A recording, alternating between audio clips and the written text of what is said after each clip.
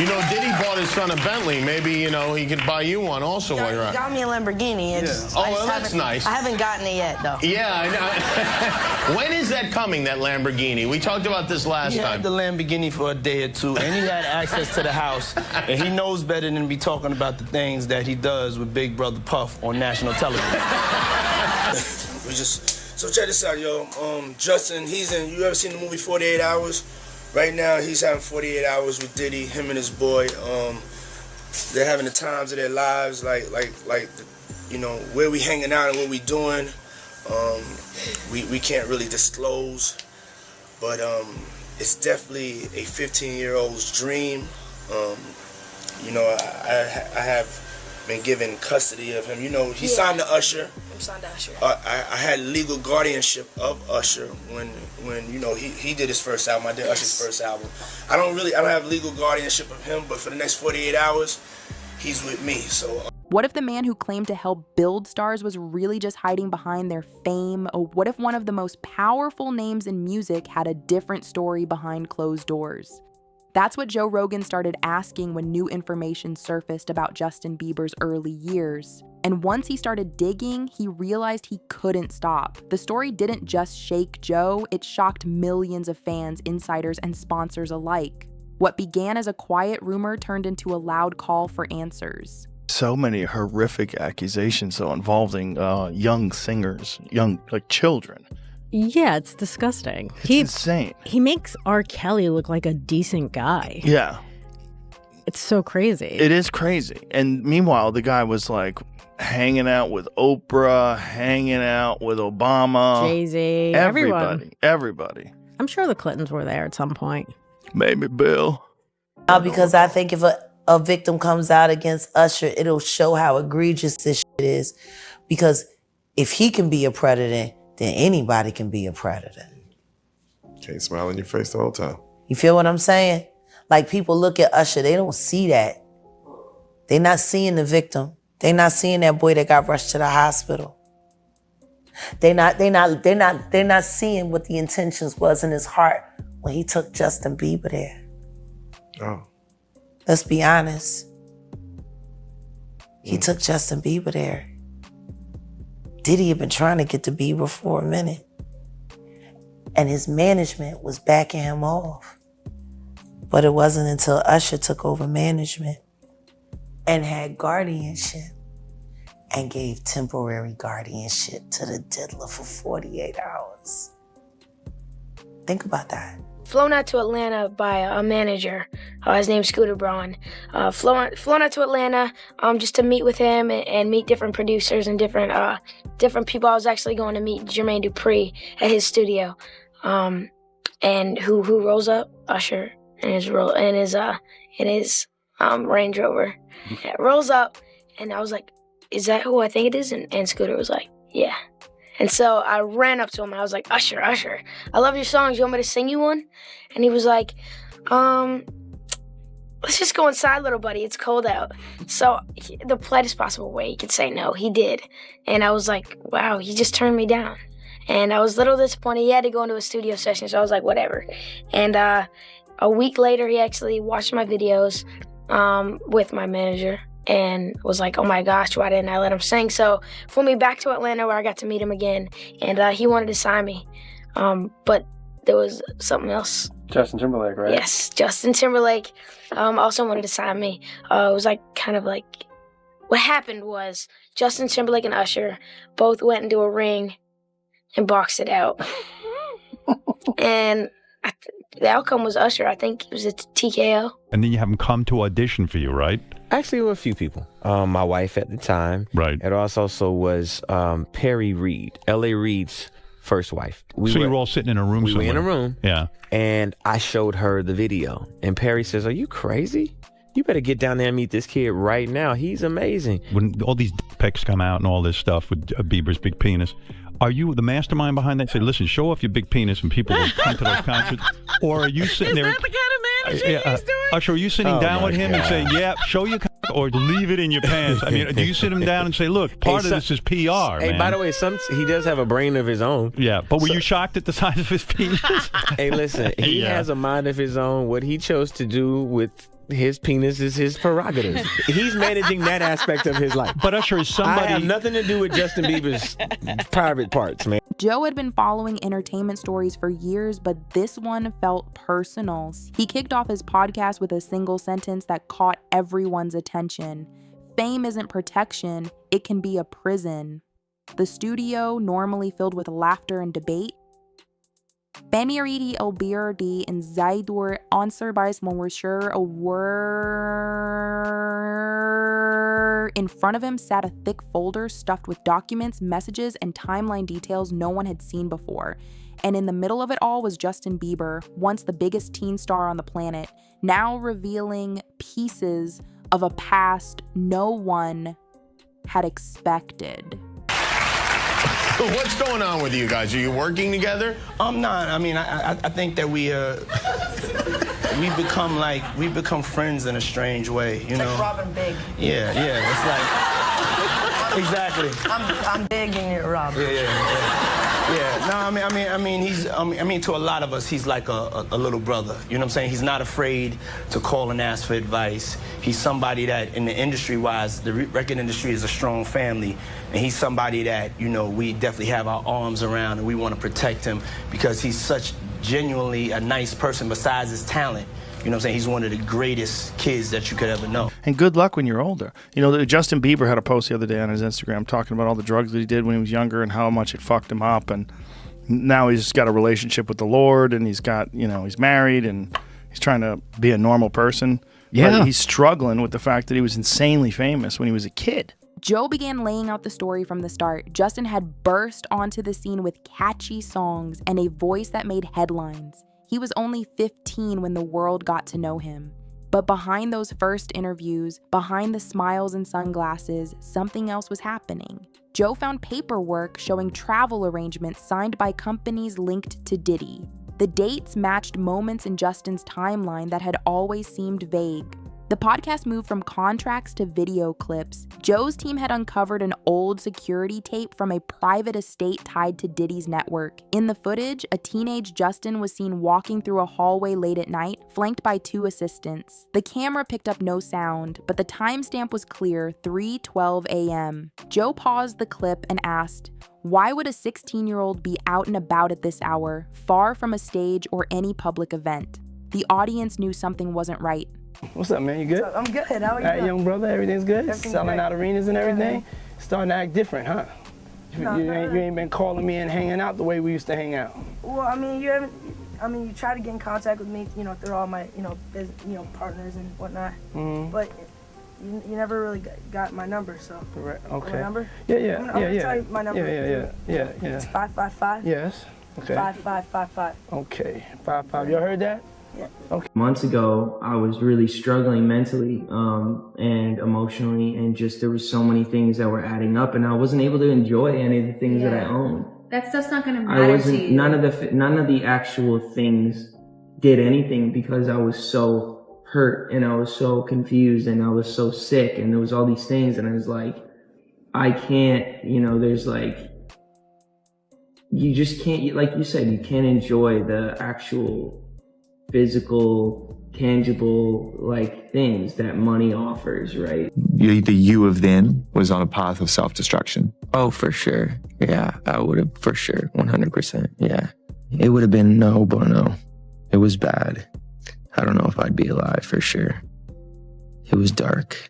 So I'm very, very grateful to have influences in my life that have played a huge part in me seeing their relationship with Jesus and their relationship with their wives and their relationship with their kids, and saying that's what I want. But I want to definitely tell my story so that if that resonates to anybody, that they can hopefully, but yeah, just protecting those moments, because people take for granted encounters, and always say this about Justin Bieber. When people hear about him going insane, I'm like, of course he's going insane. You have no idea what it would be like to be him and to be 17 years old. And girls literally trying to break into his house. They're coming down chimneys. They're flying in on parachutes. They're doing anything they can. They just want to be around him. You want him to be normal? Oh, man, poor guy. But it wasn't just the footage. Joe read from Justin's old social media posts, now seen in a different light. Messages about long days, stress, and feeling out of place suddenly took on new meaning. Then came the big moment, a handwritten note Justin had once shared with a family friend. It was scanned and stored in the folder Joe now held. In it, Justin wrote about wanting to go home early, saying the pressure was too much and the schedule didn't feel right. Joe's voice trembled slightly as he read the lines. This kid wasn't asking for fame, he said. He was asking for a break. We had seen these videos of Justin Bieber being handed over to him at age 15. Great job. Great job.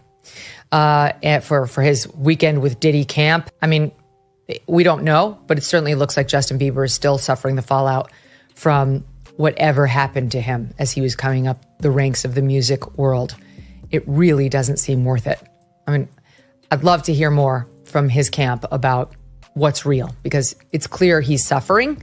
We just don't know from what. And what mother out there would give her 15-year-old boy over to a grown man who's in the rap industry for a weekend with Diddy camp without other adult supervision. Anyways, I want to also just show you this montage. This is a montage that was shared by Evie Magazine. They do great work on their TikTok of Justin Bieber, again, just 15 years old, in Hollywood, surrounded by a bunch of adults. And you let me know if any of this registers to you as normal. Take a listen.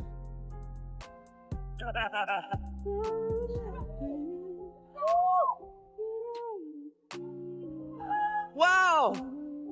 I feel violated right now. Wow. Lean into me again. You smell amazing. How old are you? Thank you.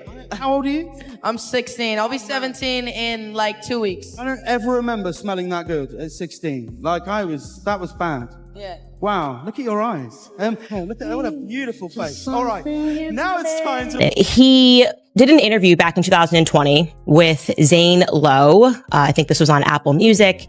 And he was speaking about another young artist that was coming up, Billie Eilish, and Eilish.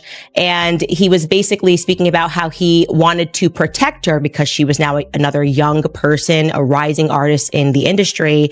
And sort of out of nowhere, he became quite overcome with emotion. The deeper Joe went, the more patterns began to appear. Contracts rewritten in a rush, phone records with missing sections, and weekend trips labeled training but with no real music involved. One insider called into the show anonymously and shared that assistants were often told not to log certain activities or visits. We were told to stay quiet, the caller said. It was just easier that way.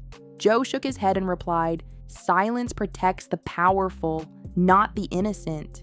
Viewers began reacting instantly. Social media lit up with hashtags, threads, and fan videos supporting Justin. Some brought up interviews from years ago where he had seemed distant or nervous. "We thought he was being dramatic," one user wrote. "Now I realize, Baba Mir for Barbara, he was probably overwhelmed." Sponsors also noticed. One major brand canceled a deal linked to Diddy within 24 hours of the podcast airing. A sneaker company removed all related ads from its platform. As the ripple spread, Joe brought in experts. Child psychologists talked about what happens when young artists are pushed too hard. One explained how fame without support can lead to anxiety, confusion, and burnout. Another lawyer joined the discussion and showed how some talent contracts didn't include enough protection for minors. "It's not just bad business," she said, "it's dangerous." Joe also spoke with other performers who had faced similar issues. One shared how he had once been invited to a mentorship weekend, but declined after seeing how strict the schedule was. "It didn't feel right," the artist said. "It was more about control than creativity." Joe thanked him for being honest and reminded viewers, if one person speaks up, others will follow. Meanwhile, Diddy remained silent. His team issued a short statement calling the claims misunderstandings, but they didn't explain much. That only added fuel to the fire. "This isn't just a misunderstanding," Joe responded. "This is years of odd behavior and people finally noticing." The audience agreed. Petitions were launched. Fans demanded accountability. Other platforms began reviewing past projects linked to Diddy. One of the most emotional parts of the podcast was when Joe read a therapist's summary of Justin's early career. The report mentioned high stress, lack of rest, and feelings of isolation. "It's like a pressure cooker," Joe said, and he was just a kid trying to make music. He turned to the camera and asked parents to be careful when their kids chase fame. "Ask questions," he said. "Don't let someone else make all the decisions." The podcast hit over 50 million views in 3 days. And that was just the beginning. Celebrities started speaking up. Some showed support for Justin. Others began distancing themselves from Diddy. A few even canceled future appearances on his projects. The message was clear. The industry was changing. Joe didn't stop there. He hosted a second episode featuring legal experts, agents, and former staffers from music labels. They broke down how power often gets abused in the name of mentoring. One agent said, "The system is built to favor the big names. We need better checks and balances." Joe nodded and said, "That's why we're talking about this." Schools and youth groups began inviting Joe to speak. He partnered with advocacy organizations to launch a campaign called Stars Deserve Safety. It aimed to protect young performers with fair contracts, regular wellness checks, and clear guardian rules. The campaign received donations from fans, musicians, and even former record execs who wanted to make things right. The movement didn't just stop at music. Movie studios, streaming services, and entertainment managers also started reviewing how they treat young talent. One major studio revised its casting rules for underage stars, adding more family involvement and downtime. Another company created a hotline for performers to report pressure or unfair treatment. Joe praised the changes but warned, "It can't be a one-time fix. This has to become the new normal." In the middle of all this, Justin Bieber made a short video post. He didn't go into detail but thanked fans for their support and said he was focused on healing and moving forward. The clip went viral. Millions of people left comments thanking him for staying strong. Joe played the clip on his podcast and simply said, "That's courage." Diddy's world continued to change. A documentary that was set to premiere with him as a producer quietly changed direction. Several brands cut ties. Events he once headlined removed his name from the lineup. The silence from his side became louder than any speech. And people noticed. Joe used the momentum to push for more reforms. He talked with lawmakers about better rules for talent agencies and stricter age limits for certain types of contracts. "This isn't just about one person," he said. "It's about everyone coming after them." In one final podcast of the series, Joe read a letter from a 13-year-old singer who wrote, "I used to dream about being famous. Now I dream about being safe and happy in my career." Joe wiped a tear and said, "That's what this is all about." He closed the show with a message that echoed across the internet. The spotlight should shine on talent, not hide the truth.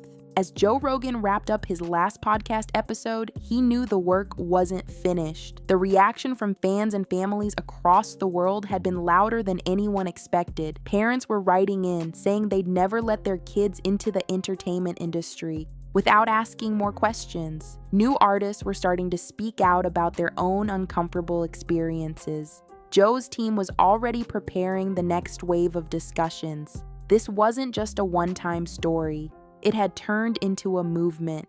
The phones in Joe's studio didn't stop ringing. His producers could barely keep up with the number of people reaching out. Some were former staff members from Diddy's label. Others were artists who had stayed silent for years but now felt it was safe to talk. One former assistant revealed how they were told to make sure certain meetings didn't go on the record. "We had to log everything as creative time or strategy session, even when nothing creative was happening," the assistant said. Joe shook his head again. That's not mentorship. That's managing the truth. Viewers kept sharing their support for Justin. Many fans who grew up with his music felt a deep connection to what he went through. Some said his story reminded them of their own struggles growing up too fast. Joe read a comment from a young viewer that said, "I didn't realize how hard it must have been for him until now. He was always smiling, but now I see he was probably trying to survive it all." Joe paused, then replied, "That's the real tragedy. The pressure to pretend everything is okay." As more stories came out, reporters began doing their own digging. One journalist uncovered emails between Diddy's staff and outside contractors that showed how far they went to manage Justin's public image. They arranged photos, carefully worded press releases, and interviews where no uncomfortable questions were allowed. It was all about control, the journalist said. Joe agreed. If everything is so carefully planned, what are they trying to hide? Meanwhile, Diddy's team remained quiet. No interviews, no statements beyond vague messages, but the silence spoke volumes. Even music insiders began to distance themselves. A few big-name producers who used to work with Diddy canceled future collaborations. A well-known award show removed a planned tribute segment that included his name. Joe said, "This shows the power of truth. When people finally see it, they can't ignore it anymore." Joe invited a former youth talent manager to speak on the podcast. She talked about how contracts for young performers often leave them with no control over their own lives. They're signed away before they understand what it means, she explained. Joe asked her, "Why does no one fix that?" She replied, "Because the people in charge benefit from it staying broken." Joe made a promise to push for better rules that protect young talent, not just in music, but in all of entertainment. At this point, even some of Diddy's former friends started coming forward. One artist admitted they had seen things they didn't fully understand at the time, but now made more sense. "It always felt strange, but I didn't want to believe it," they said. Another performer shared that they were warned not to talk publicly about anything involving Diddy's private parties or trips. Joe said, "When you're told to stay silent, that's usually a sign that something's wrong." The ripple effect reached deeper. Streaming platforms began reviewing content connected to Diddy. One documentary that included interviews with him added a disclaimer. A popular playlist quietly removed several of his most well-known songs. Joe said, "This isn't about canceling people, it's about setting a standard for the future." He reminded his audience, "We need to stop protecting the powerful when they cross lines." Fans of Justin Bieber started organizing online. They created support groups, started awareness campaigns, and even contacted record labels demanding answers. A group of former fan club leaders wrote an open letter asking why no one had stepped in to help Justin when he was younger. Joe read part of the letter on air. "We cheered for him on stage," it said, "but now we cheer for his truth." One surprising moment came when a former lawyer from the music industry anonymously shared documents with Joe's team. These included travel forms, unsigned contracts, and internal memos hinting at urgent changes to Justin's itinerary that weren't explained. Joe said, "It's not just what's on paper, it's what's missing. Those gaps matter." Joe kept reminding everyone this wasn't about one mistake or one event. This was a pattern, he said, and if we don't talk about it, it'll keep happening to other kids chasing their dreams. He explained how fame can be dangerous when it's used as a shield. You can't just say someone's successful and assume everything's fine behind the scenes. As the momentum grew, so did the calls for legal changes. Joe invited a senator onto his podcast who had just proposed a new bill called the Youth Artist Protection Act. It included rules like mandatory third-party oversight, stricter approval for guardianship requests, and mental health check-ins. "This could change the game," Joe said. "Let's make sure this never happens again." Joe kept reminding everyone this wasn't about one mistake or one event. This was a pattern, he said, and if we don't talk about it, it'll keep happening to other kids chasing their dreams. He explained how fame can be dangerous when it's used as a shield. You can't just say someone's successful and assume everything's fine behind the scenes. As the momentum grew, so did the calls for legal changes. Joe invited a senator onto his podcast who had just proposed a new bill called the Youth Artist Protection Act. It included rules like mandatory third-party oversight, stricter approval for guardianship requests, and mental health check-ins. "This could change the game," Joe said. "Let's make sure this never happens again." He also pushed for changes in entertainment law. On one episode, Joe featured a group of legal experts who explained how outdated rules often leave young artists vulnerable. One expert said, the system was built during a time when people didn't take these things seriously. That needs to change. Joe asked, what can fans do? The answer was clear. Stay informed, speak up, and support artists who tell the truth. In one moving moment, Joe read another letter, this time from a mother whose daughter wanted to be a singer. I used to be excited for her, the mom wrote, but now I'm scared. Thank you for showing us what to watch for. Joe folded the letter carefully and said, that's why this matters, because parents are finally asking questions. The music industry started shifting, not overnight, but step by step. Agencies began including wellness officers for young talent. Some labels offered therapy sessions as part of their contracts. A few companies even started rejecting mentorship setups that weren't clearly monitored. It's a start, Joe said, but we're not done. Joe's fight for truth became something bigger than a podcast. It was a warning, a lesson, and a call to action. He ended one show with a message that echoed across the internet. Let's stop waiting for someone to get hurt before we care. And as his viewers kept tuning in, Joe Rogan made a silent promise to never stop telling the truth, even when it's uncomfortable, especially when it's uncomfortable. After Joe Rogan's emotional coverage sent shockwaves through the entertainment world, things kept moving fast. The impact didn't fade like a headline that disappears after a day. It stuck. It grew. And soon, it reached the boardrooms of companies that once stood proudly beside Diddy's name. Contracts were reevaluated, brand deals were paused, partnerships that seemed unbreakable were suddenly in question. This wasn't a temporary controversy. It was the start of a major shift in how the public viewed the music industry's power players. Behind the scenes, more people began coming forward, not just with stories, but with actual proof. Former assistants, drivers, and even venue coordinators started sending Joe's team details about unusual travel schedules, restricted hotel floors, and off-the-books payments. While many of these documents didn't prove anything illegal on their own, they showed a pattern, one of secrecy, control, and a strong desire to avoid outside attention. Joe brought in an investigative reporter who had been following the entertainment industry for over a decade. She explained how red flags had been ignored for years because no one wanted to risk their career by challenging someone with as much power as Diddy. You couldn't just speak up and expect to keep your job, she said. People knew the cost of crossing him. Joe responded, that's how unhealthy systems survive, when silence becomes the rule.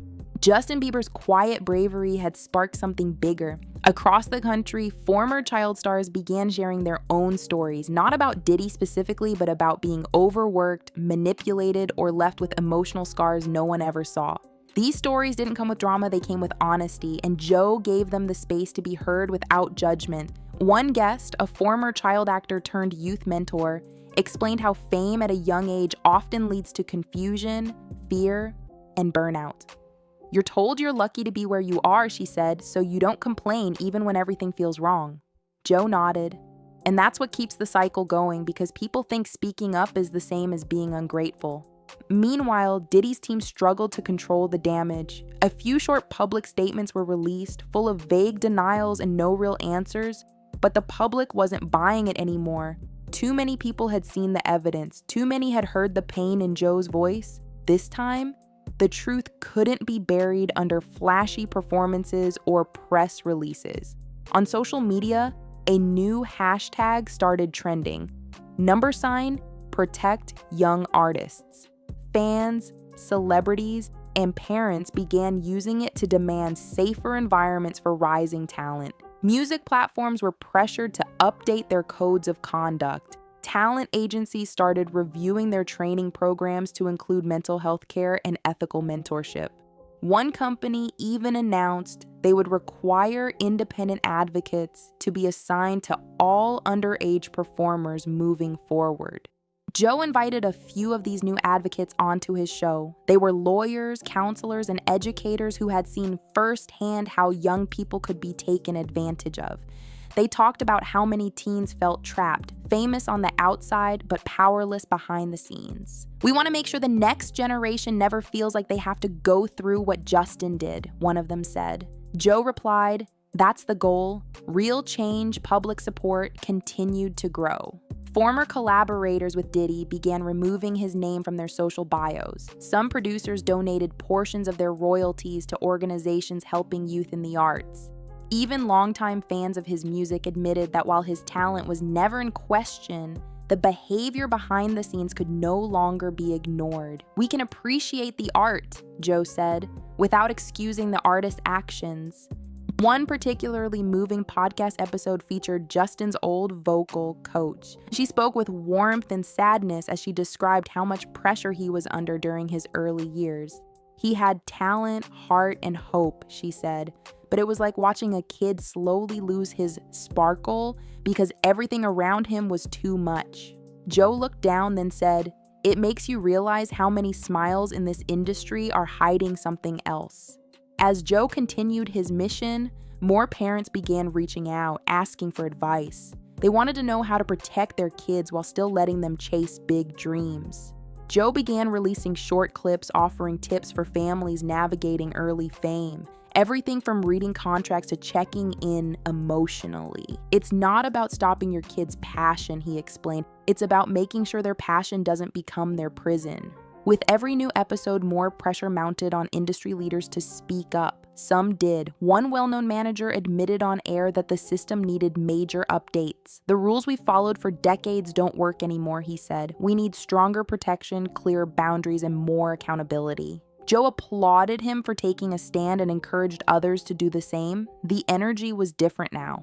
It wasn't just outrage, it was focused action. A group of entertainment lawyers came together to propose new guidelines for working with minors in the business. They suggested regular third-party audits, mandatory rest breaks, and training for adults on how to spot mental health red flags.